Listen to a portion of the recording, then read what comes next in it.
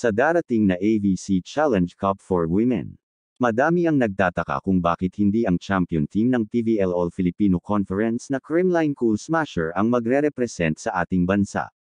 Dahil sa sila nga ang champion, expected ng mga volleyball fans, especially Creamline Cool Smasher fan na sila ang lalaban para sa bansa. Kahit isa man lang sa mga player nila ay wala sa line-up ng mga maglalaro sa darating na AVC Challenge Cup for Women.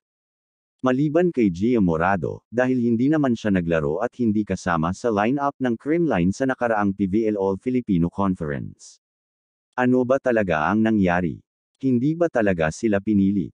Ano ba ang totoong dahilan? Nag-decline ba sila? So why did the players decline?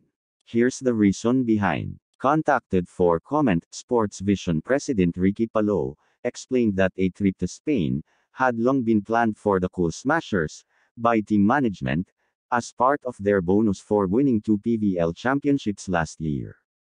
The trip, Palo added, was booked a long time ago and would push through even if Creamline lost to Chaco Mucho in the last All-Filipino Conference Finals. That's the reason Creamline had to beg off, Palo said. It's not because they didn't want to be part of the national team. Nag-decline sila dahil merong planned vacation ang team bago pa man magsimula at matapos ang tournament.